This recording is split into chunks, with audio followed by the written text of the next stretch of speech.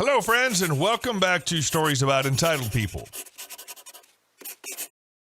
What happens when your new office manager treats pens like they're gold bars and locks up the supply closet like Fort Knox? Well, one employee decided to fight fire with emails, and the results were hilarious. But before we begin, best way to support our channel is to leave comments, like, and subscribe with the turned on bell so you don't miss the new video every single day. Here we go. Karen declared war on sticky notes. We responded with passive-aggressive precision. I used to work at a mid-sized company that prided itself on being efficient and employee-friendly, at least on paper. Our department had its own supply closet, and for years it ran like a well-oiled machine. The rules were simple: take what you need, don't hoard, and keep it neat. We had an unspoken understanding: if you ran out of pens, you grabbed another. If someone needed a new notebook, no questions asked. It worked because everyone was reasonable. Then came Karen. Karen was our new office manager, brought in by upper management with a shiny resume and a reputation for tightening operations. Translation: she micromanaged everything down to the last sticky note. And when I say everything, I mean everything. Every morning, Karen would march into the supply closet like it was her own private kingdom. She'd inspect every shelf, rearrange the paper clips, and count the pens. If the Post-it pads weren't stacked at a perfect 90-degree angle, or if a box of staples looked even slightly lighter than the day before, we'd get a department-wide email scolding us for excessive consumption of office resources. At first, we tried to laugh it off. Maybe she was traumatized by a rogue pen thief in a past job, someone joked, but the emails kept coming. Long, serious lectures about how we were burning through office supplies at an unsustainable rate. She implemented a sign-out sheet. Want a highlighter? Write your name, the time, and a reason for using it. Need a pen? Justify your request. It felt like we were checking out military-grade equipment instead of office supplies. Then Karen leveled up. One Monday morning, we arrived to find a shiny new padlock on the supply closet door and a laminated sign. All supply requests must go through the office manager. Email requests only. Items will be dispensed upon approval. Guess who the only person with the key was? That's right, Karen. This genius move meant that if you ran out of printer paper in the middle of a report, you had to stop, send Karen an email, and wait. Sometimes it took her 10 minutes, sometimes it took half a day, depending on how busy she was monitoring coffee stirrer usage or reorganizing the break room fridge by expiration date. Productivity nosedived. People started hoarding supplies at their desks just to avoid dealing with her. Meetings got delayed because someone couldn't get a dry erase marker approved in time. It was ridiculous. Enter Tom. Tom was one of our team leads and a master of harmless mischief. He was also incredibly good at following rules exactly. One morning, after being denied access to a pencil because you already signed one out last Thursday, Tom decided to have a little fun. He started emailing Karen for everything. A single paper clip? Email. A replacement staple strip? Email. Ran out of sticky notes mid-call? Yup, email. Each request was phrased in the most overly formal, needlessly polite way possible. Dear Karen, I find myself in need of one standard-sized paperclip to organize documents pertaining to the Jameson account. Kindly advise on availability. With deepest gratitude, Tom. It was so ridiculous it became performance art. What made it better? The rest of us joined in. Every single item we needed now became an official email to Karen. The inbox flooded. She spent entire mornings just responding to supply requests. Her other responsibilities neglected. Our department ground to a halt. Meetings were postponed because we didn't have whiteboard markers. Someone couldn't print out reports because Karen hadn't approved a toner cartridge. Deadlines were missed and management started noticing. Our performance metrics took a nosedive. Clients complained about delays. Upper management called a meeting with Karen to review operational disruptions. She tried to spin it by saying we were being deliberately inefficient and wasting resources, but the evidence didn't back her up. They pulled the email logs, they saw the ridiculous time delays, they realized she was the bottleneck. After one particularly bad week where an entire presentation had to be rescheduled because someone couldn't get a working clicker, upper management stepped in. Not only did they remove the lock on the supply closet, but they scrapped the sign-out sheet and restored the original honor system. Karen was formally reprimanded and told to focus on her core responsibilities. She wasn't fired, but she sure kept a lower profile after that. As for us, Sure, we lost a bit of productivity that week, but watching Karen slowly drown in the bureaucracy of her own making, that was worth every second. Absolutely amazing. Nothing better than consequences rolling down on those who deserve them. And it even returned to the common sense system. Unheard of, you lucky dog. And our second story. Tried to help a stranger while buying lunch for my grandma with Alzheimer's, got humbled instead. My grandmother has Alzheimer's, and most days are a haze of confusion and repetition. But every so often we get a spark, just a brief flash of the woman she used to be. And this story started with one of those rare moments.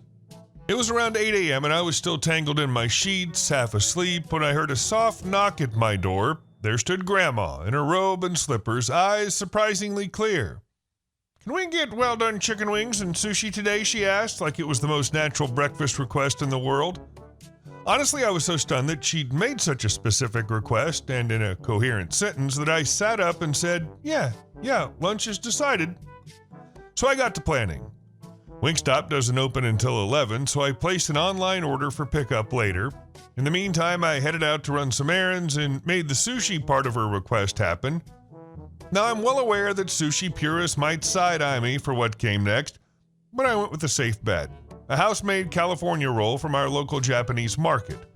No raw fish, just crab stick, cucumber, and avocado. I wasn't about to gamble with Grandma's stomach, especially not when she's this far along in her condition.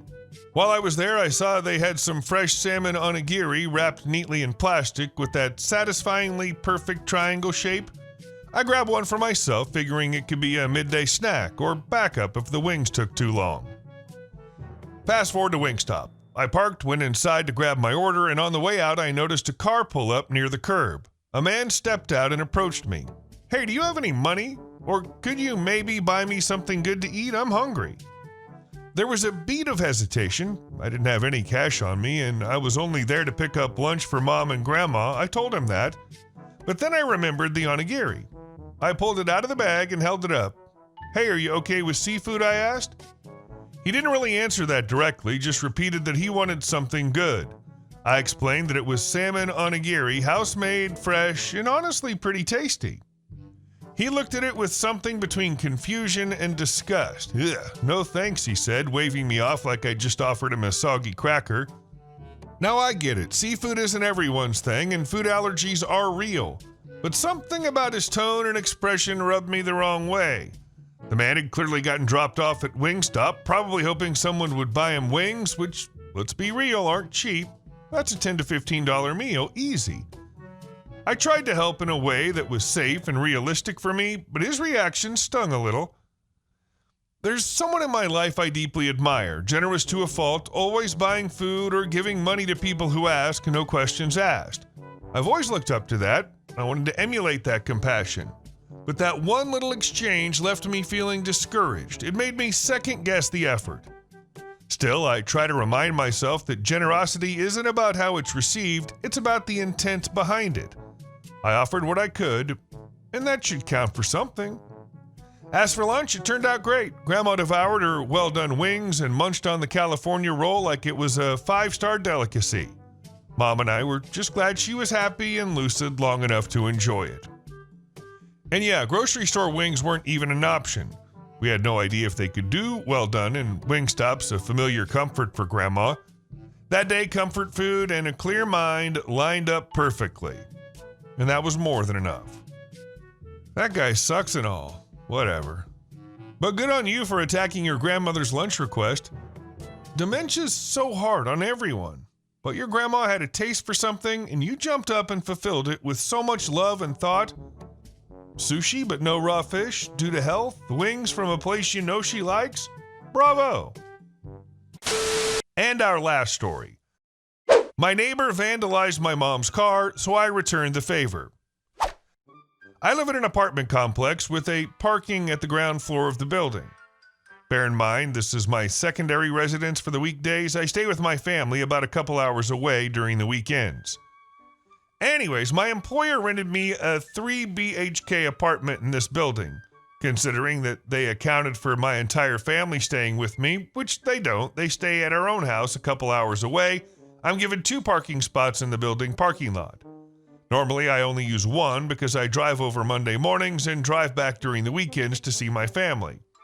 The other spot's mostly unused, but there's more than enough spots in this parking lot for all the residents in this building.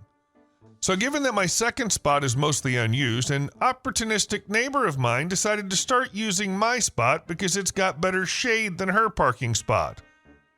I'll be frank, I didn't realize this until recently. Recently, however, I invited my mom to stay over with me for a week, and she came separately in her own car. To my surprise, when she arrived, she said that our second spot was already occupied. I inquired with the security, and sure enough, he checked the number plate of the car in question, and it belonged to my neighbor, so he called my neighbor to respectfully move her car into her designated spot. She didn't pick up the phone, so the security guard had to climb upstairs and knock on her door to bring her downstairs. Now, here's where she turns into a total B. Instead of obliging, I'm not expecting an apology, which she is liable to give me, she starts arguing with the security guard. He says that he's following the rules and he doesn't really have a say regarding this. She reluctantly comes down to the parking lot and gives me the nastiest death stare. She hesitates, but eventually moves her car to her spot so that my mom could park. Bear in mind, my mom's just waiting in her car all along for my neighbor to move her car. Anyways, my neighbor then continues arguing with the security guard. Bless him for actually listening to her, but we didn't stick around. Me and Mom went to our apartment to get on with our lives. When my mom was leaving to go back home, she was horrified to see that her car had been keyed up really bad. Now, in that time frame, the only people that could have entered our parking lot is the security guards and our other neighbors. I'm on great terms with all my other neighbors, except the one mentioned in this post. So there's a lot of reason to believe that she was responsible for this incident. When my mom reported the damage to me, I was outraged. For absolutely no reason, my mom's car was damaged. It's not like we did anything wrong. We got back a parking spot that was rightfully ours. So of course, to teach this lady a lesson, I decided to damage her car. In the following days, I brought out my tools and I left some really bad scratches on her front driver's side bumper, but I still felt that wasn't enough. So I decided to completely deflate 2 of her tires. I did this after I came back from work under the pretense that I was checking on my own car. Sweet revenge was served. Needless to say, she was horrified the next day. She had to get her car towed, which I graciously saw over my balcony, and she was panicking because she was going to be extremely late to get to work. I smiled whilst watching this, almost feeling like a supervillain, but not really because she deserved it. My neighbor probably knows it's me, but hasn't pulled a stunt back at me. And that's my story behind why you never mess with another person's car. Don't park in someone else's spot, don't key cars, and absolutely never start beef with someone who owns tools and has time after work. Great story, wild, petty, and oddly satisfying. Hey guys, thank you all for watching the video. I'll see you in the next one.